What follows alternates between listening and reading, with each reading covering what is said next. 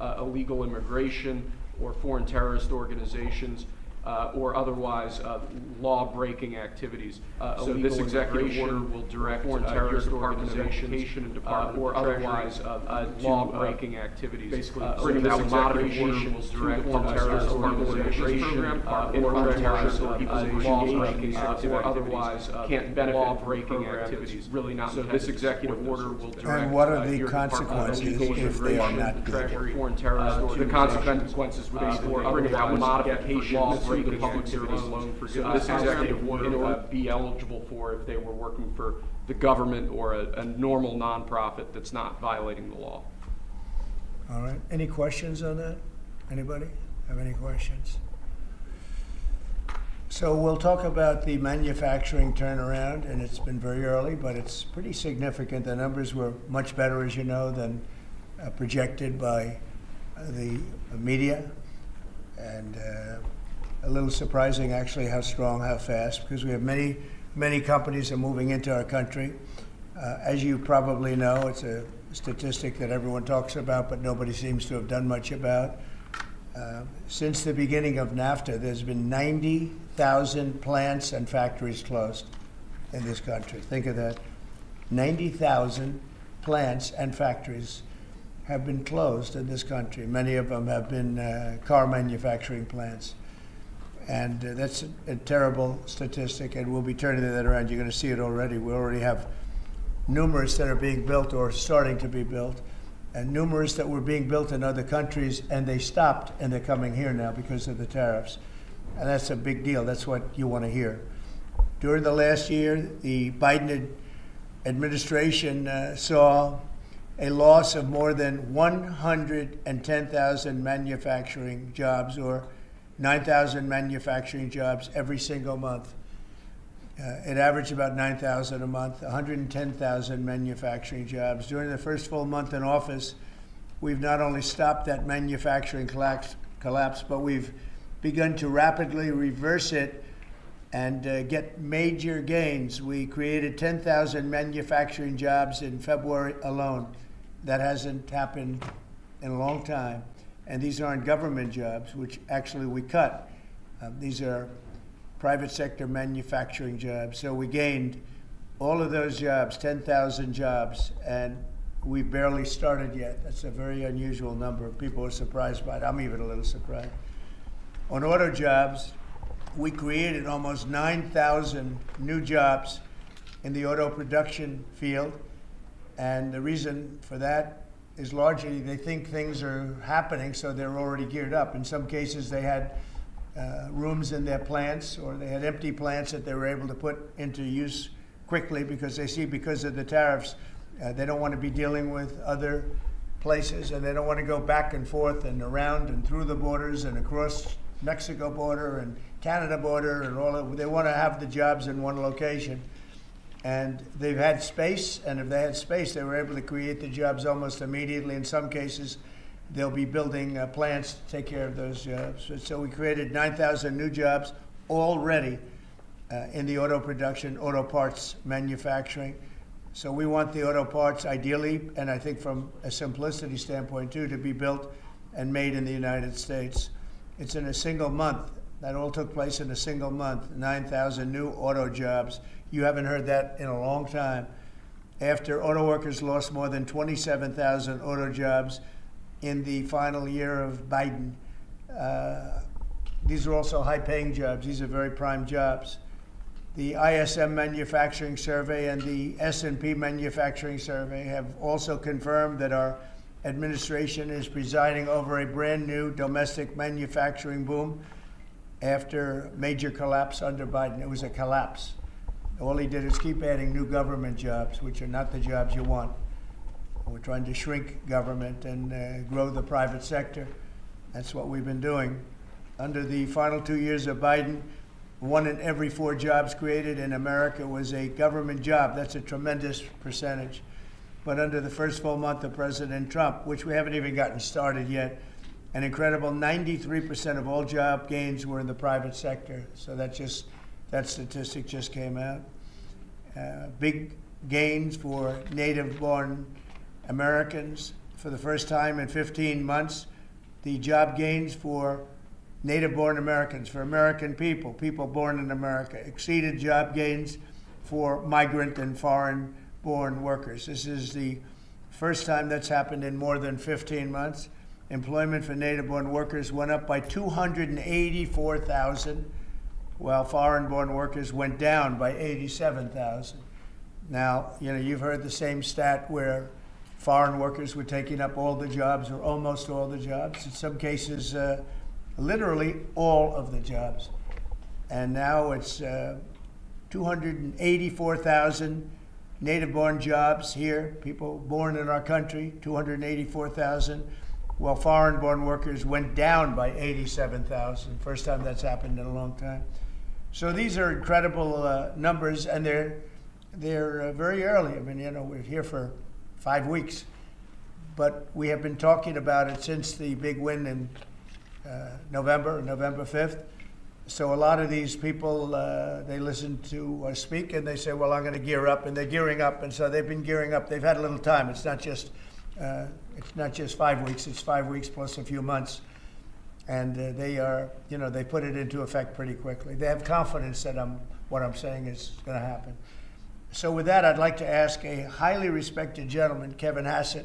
He's been with us for a long time, and he's been right about a lot. We had the greatest economy in history in the first term, and Kevin was a big part of it. So Kevin, could you maybe give it a little description, please? Yeah, thank you very much, Mr. Trump. I think that the three things that you emphasized during the campaign is that you wanted to create domestic, high-paying manufacturing jobs, that you wanted to end wasteful government spending and reduce the unproductive government workers, and in fact unleash them into the private economy where they could be more productive, and to create jobs for Americans. A lot of people said that if you deported illegals, the employment would go down because no Americans would take those jobs. And if you look, 280,000 American-born folks were hired, manufacturing jobs are going up, and this is just out of the expectation of your future policies, really, sir. It's in April when your Reciprocal Trade Act is expected to happen. The tax cuts haven't passed yet. And so people are clearly expecting the golden age. And if you want to forecast the future numbers, everybody, just keep in mind that President Trump has already gotten us $1.7 trillion in commitments of new factories. And those haven't even happened yet. Those aren't even in the numbers. And so I expect this is going to be a glimpse of a golden age to come, sir. Thank you very much. One other thing, in Canada, we find that they're charging us over 200% for dairy products. You know about that. And when I left, we had that well taken care of, but under Biden, they just kept raising it. Very difficult to deal with the Canadian representatives. 250% for dairy products, tariff. So where do you hear that? You don't hear that. They have a tremendously high tariff. Give you the exact numbers in a little while coming out, on lumber. So they sell us lumber. They have a tremendous tariff. They make it impossible for us to sell lumber or dairy products into Canada, but our numbers are a tiny fraction of that, almost non-existent. And what we're doing is freeing up our forests from the environmental nonsense that they put on them, where you can't cut down a tree. And we have to cut down trees in order to build the firewalls. And those trees are sold, but we're freeing it up on an emergency basis because Canada has been ripping us off for years on tariffs for lumber and for dairy products. 250%, nobody ever talks about that. 250% tariff, which is taking advantage of our farmers, so that's not going to happen anymore. They'll be met with the exact same tariff unless they drop it, and that's what reciprocal means. And we may do it as early as today, or we'll wait till Monday or Tuesday. But that's what we're going to do. We're going to charge the same thing. It's not fair. Never has been fair. And they've treated our farmers badly. Look, our country's been ripped off by everybody, and that stops now. I had it stopped in my first term, and we're going to really stop it now because this has been very unfair.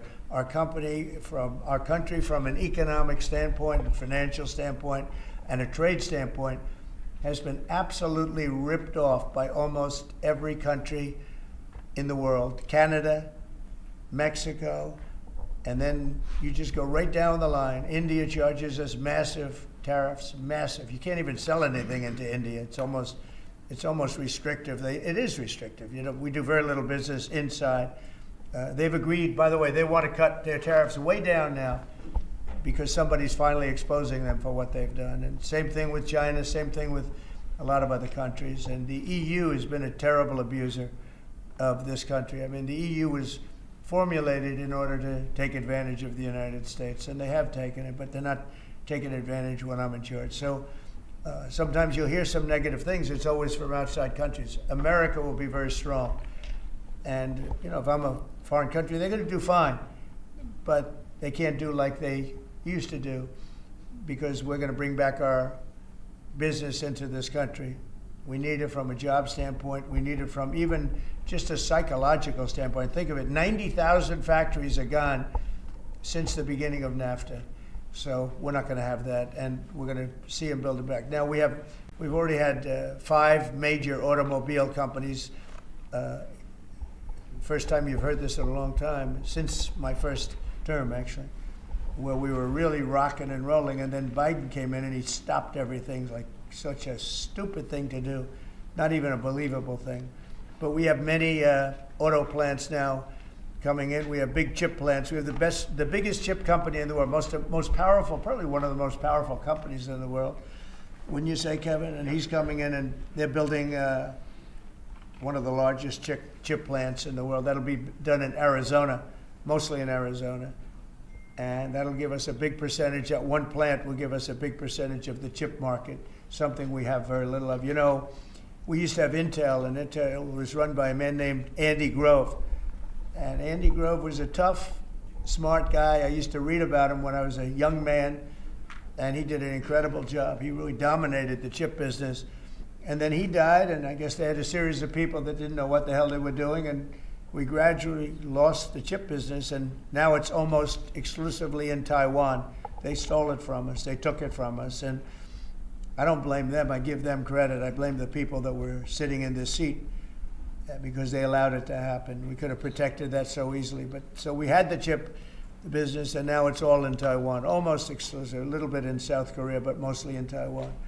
And it's very important. Everything you do, everything you touch is now about chips. The brake of a car, cars have chips all over the place. I was reading an article the other day where they talk about the brakes of a car are loaded up with chips. Who would think that a brake has a chip in it? But it's all about chips. So that was a big thing. And they'll be investing hundreds of billions of dollars in this country, and we'll be taking back a big portion of that industry. We have others coming in too. But a lot of car manufacturers are coming in, and they're coming in fast. And one of the reasons you see these numbers, and again, Kevin said it, and I said it a little bit, but the fact that they know I won the election, so after I was president-elect, they assumed that I was going to do what I said, because I do what I say. And so these numbers really reflect a lot of things that took place since November 5th, right? So, Kevin, thank you very much. Great job. Any questions? Mr. President, how concerned are you that the large-scale federal government layoffs will weaken the labor market? How concerned are you? The large-scale fentanyl what? The federal government layoffs will impact the labor market, will weaken the labor market. Oh. No, I think the labor market's going to be fantastic, but it's going to have high-paying manufacturing jobs as opposed to government jobs. We had too many people in government. You can't just do that. We had too many. This is for 40 years. You know, this isn't just now. This built up and got worse and worse, and they just hire more and more people. You look at Department of Education, it seems like so many buildings I ride by, it says Department of Education. They're all over the place. And we don't even want it. We want the education to be given by the states. It'll be much better. It'll move us to the top of the list from the bottom of the list, and actually save us money. But not, it's too important to even talk about them. It'll save us a lot of money, but we don't want that. We want education to be given. So you go to Iowa and Indiana and Idaho and all these places that are so well run. They're going to be producing education that will be the equivalent of, like Denmark is one, Norway, Sweden.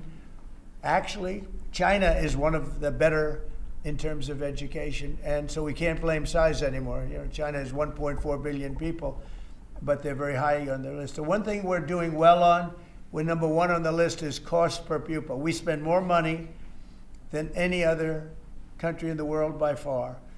So I jokingly say the one thing we do well on is the cost. We spend more money, and yet we're toward the bottom of the list. Yeah. Mr. President, I want to ask you, the joint address, millions of Americans watched your joint address earlier this week where you warned that there could be a little disturbance that Americans could feel as a function of these taxes, these tariffs. How much disturbance are you willing to accept in the near term as a function of that? And to set expectations, how long should Americans expect things to cost a bit more? Well, so far, Peter, there hasn't been very much because these numbers are coming out. We're here for just a little over 4 weeks.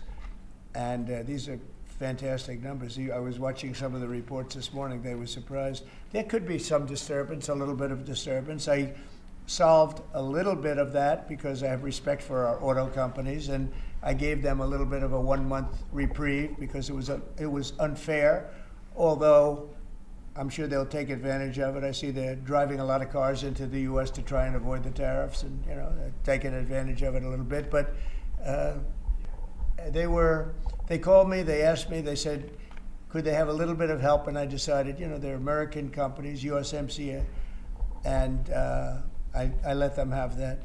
But this really kicks in the reciprocals, kicks in on, let's see, I guess the 2nd. And I wanted it to be the 1st so badly, just didn't want to be on April Fool's Day. So I made it the 2nd. That's going to cost a lot of money. That one day is going to cost a lot of money, but that's okay. But I don't see it. I don't see anything. I see good reports. I think we're going to have good numbers from the beginning. Now, globalists won't love this because this brings jobs back to America. So if they're coming back to America, maybe you'll lose some in other parts of the world. But the other parts of the world have done very well, and they'll continue to do very well. But I think the United States is going to be doing record business. We'll bring a lot of those 90,000 factories that have been lost over the last number of years. It's been, it's hard to believe. 90,000, think of what 90,000 is. 90,000 plants and factories are gone. We're going to bring back many of those plants and factories. One day the tariffs are on, the next day they're off. Right now the markets, as you know well, prefer stability. Are you done going forward with the pauses and the carve-outs? Is that it for those? There'll always be changes and adjustments, and you can't just, I could have, for instance, told the American car companies, no, I'm not going to give you anything, and then you wouldn't have had to say, well, they're getting a little extra. It's just a little bit of a 1-month reprieve. They're very happy about what's happening. They won't have to go across borders, and you see the zigzagging. You have a fender made in Canada, you have something else made in Mexico. We don't want that. We want it made here. But there'll always be some modifications. I mean, if you have a wall in front of you, sometimes you have to go around the wall instead of through it. But I think very little. On occasion, if we can do something, we want to help companies. We want to help companies create jobs. So I could have left that, and you wouldn't have had a minor change. Instead, I was asked by the real majors, the big majors, if they could do this, and I said, yeah, I'll do it. I want you to produce a lot of jobs. And numerous of the people, actually all of the people I spoke to have already been, they're very much on the way to already doing it. That's why you have auto jobs increase. And the man, I don't know him, Sean Fain, I don't know him, and I did great, as you know, with the auto workers, with the Teamsters, with unions, I did fantastically well. Best numbers ever by a Republican. And I have a lot of respect for those people. But Sean Fain, who I don't know, but wasn't a supporter, although the auto workers were big supporters. I watched him last night, and he said, Donald Trump is absolutely right on tariffs. He said, what he's doing on tariffs is an incredible thing. And it's about time somebody had the guts to do it, because we're going to save auto manufacturing. And I said to people when I was campaigning, you're going to have so many auto jobs, you're not going to believe what's going to happen. We're going to load up Michigan. I won the state of Michigan, as you know. And part of the reason I won it was I got a lot of auto workers that voted for me, Detroit, etc. But I think people are going to be very surprised. Yes? Thank you, Mr. President. You mentioned in your remarks chips manufacturing, how a significant percentage is now in Taiwan. You also mentioned it in your address to Congress, and you called on Congress to overturn the CHIPS Act, which had bipartisan support in the last Congress. Why would you like to see this particular law overturned, Mr. President? Because it's hundreds of billions of dollars, and it's just a waste of money. Now, some people have already taken the money and used it. Actually, it's very hard to qualify because they go by race, they go by gender, they go by all sorts of things. Nobody's ever seen anything like it. You won't be able to find those people. So I don't even think anybody can qualify. They have so many different categories in order to qualify. You have to have so many of a certain race, a certain gender, a certain this, a certain, and I don't think they can qualify, but if they take the money, they better qualify because they'll be watching them. But it's a tremendous waste of money. I didn't give the greatest chip company in the world, one of the greatest companies, I didn't give them 10 cents. They came here because of tariffs, because they didn't want to pay the tariffs.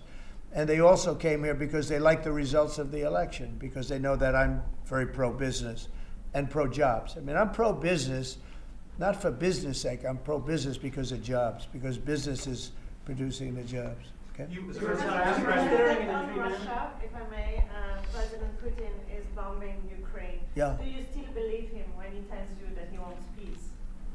Yeah, no, I believe him. I believe him. I think we're doing very well with Russia. But right now they're bombing the hell out of Ukraine, and Ukraine, I'm finding it more difficult, frankly, to deal with Ukraine.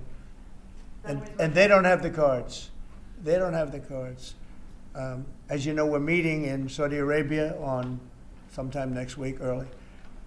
And we're talking, would I find that in terms of getting a final settlement, it may be easier dealing with Russia, which is surprising because they have all the cards. I mean, they're bombing the hell out of them right now. And I put a statement in, a very strong statement. Can't do that. You can't do that. Mr. President. We're trying to help them. And Ukraine has to get on the ball and get a job done. Michael, could you come up here? I see Michael back there. Good, I'm glad.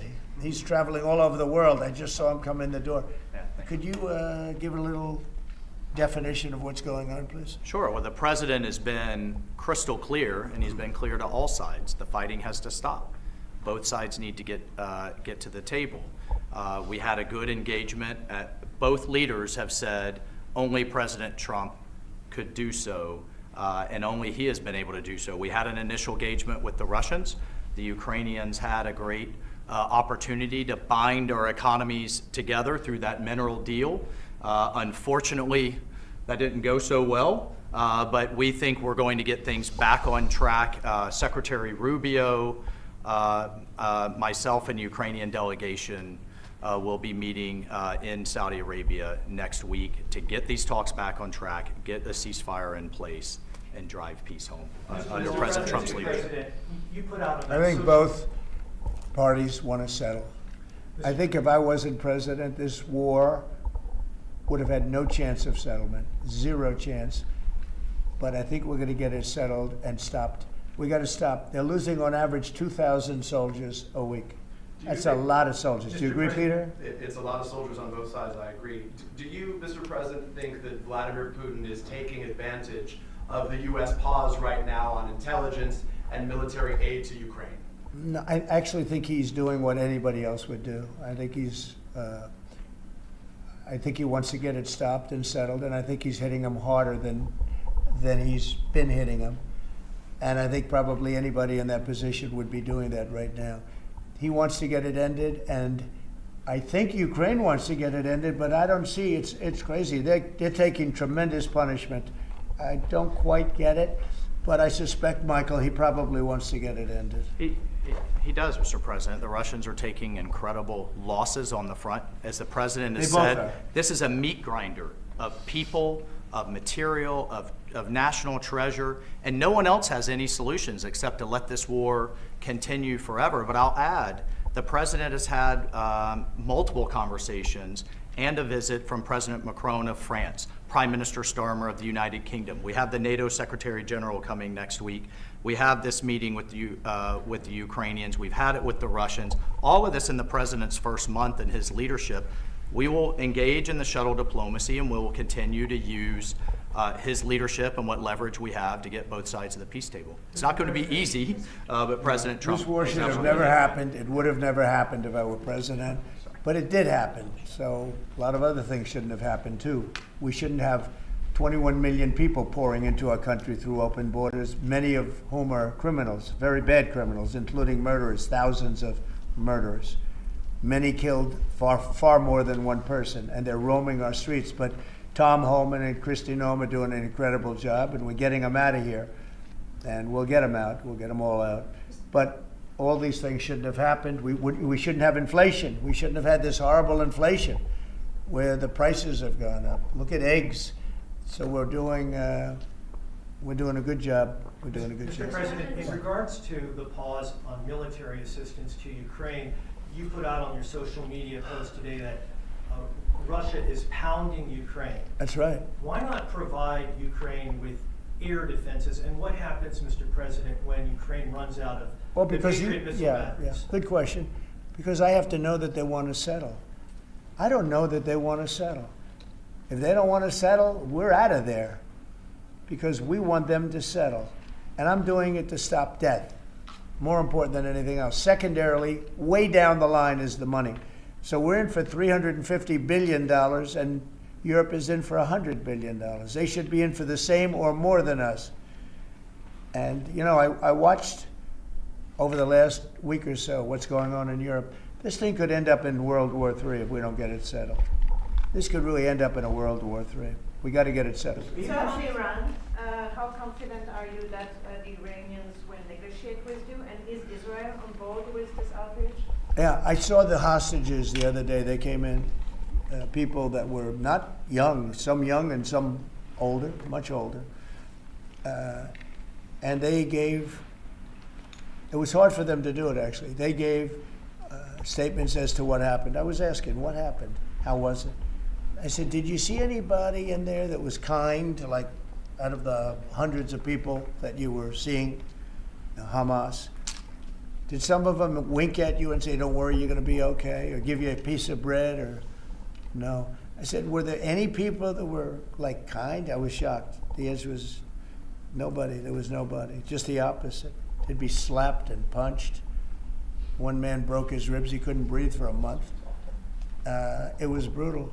I was so surprised. Could you think there'd be a couple of people that would be kind, that would say, you're going to be okay, but they had none of that. It's pretty amazing. Brian? Thank you, President. He's a kind person. Well, according to the Although not to Zelensky, he wasn't. Well, you know what, that's another But to Trump, he's conversation. been good. Yeah. Go ahead, Brian. Nice tie, by the way. Thank you. Thank you. I like yours too. Two questions. One on peace. Why don't you think any other European countries are offering a peace deal? It seems like no one's come to the table for peace except for you. Yeah. It's a very good question. Sometimes questions aren't answerable. They're in a very unusual position. They don't know how to end the war. I think I do know how to end the war. Despite the Russia hoax, I've always had a good relationship with Putin. And, you know, he wants to end the war. He wants to end it. And I think he's going to be more generous than he has to be. And that's pretty good. That means a lot of good things. Because frankly, you could have made a great deal if this war never started, you could have made a great deal. I don't know that anything would have had to be given up. This was not a war that was going to start, Brian. And it didn't start. For 4 years, somebody said, well, how do we know that? Well, for 4 years, it didn't start. I used to speak to Vladimir about it. I used to speak to him about it at length. It was the apple of his eye, but there was no way he was going in. And he knew, there were going to be consequences. But it did start. I mean, think of what happened. Inflation, you have the war with Ukraine and Russia, that wouldn't have happened. October 7th would have never happened. Israel, they had no money. Iran had no money. Iran was stone cold broke, and now they have a lot of money. And that's going to be the next thing you'll be talking about is Iran. What's going to happen with Iran? And there'll be some interesting days ahead. That's all I can tell you. We're down to final strokes with Iran. That's going to be an interesting time. And we'll see what happens. But we're down to the final moments. We're at final moments. You can't let them have a nuclear weapon. I think that I would have had a deal within 1 month after the rigged election of 2020. They were all set to make a deal. And then when I lost, they saw this person who's a stupid person, very stupid person. And they said, let's not make a deal. And they were right. He took the sanctions off. They became rich under Biden. They went from having no money to having $300 billion. all in a short period. It's oil. Oil builds up fast. It's a nice living if you have a nice oil well. And they do. They have a lot of nice oil wells, right? So anyway, it's going to be a big thing. It's an interesting time in the history of the world. But we have a situation with Iran that something's going to happen very soon.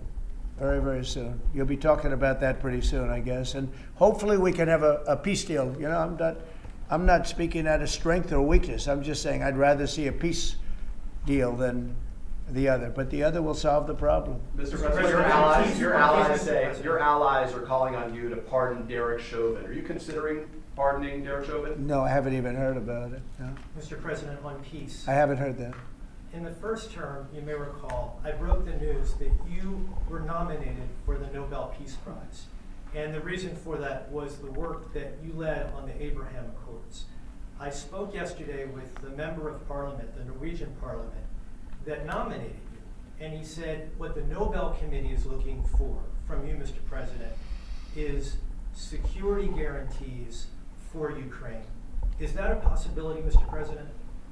So, before I even think about that, I want to settle the war, get it finished. Because if I'm not here, nobody's going to settle it. And President Macron has said that, and everybody said that, the prime ministers and presidents. We're pushing very hard. That's all I'm thinking about now.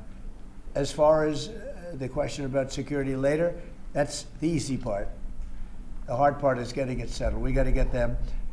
We're losing 2,000 human beings every week. More than that, actually. 2,000 nice, young, although they're getting older because they're drafting much older now. In the case of one country, much older, because a lot of the young people have been killed. It's very sad, and I'd like to see if I could stop that. And I'd like to also see if we could stop making these massive payments from the United States. I mean, Biden gave away money like it was water, with no anything, got nothing for it. Europe did it in the form of a loan. They get their money back, we don't. So that's how we came up with the rare earth deal. But we started, behind the 8 ball. He could have gone to Europe. He could have said, "Come on, you got to put up money with us. You got to put up money with us." But he never did that. They just kept handing money out because he was grossly incompetent. All right, thank you very much, everybody. Question on the crypto side. On the crypto side. Thank you very much. Thank you, Mr. President. Thank you.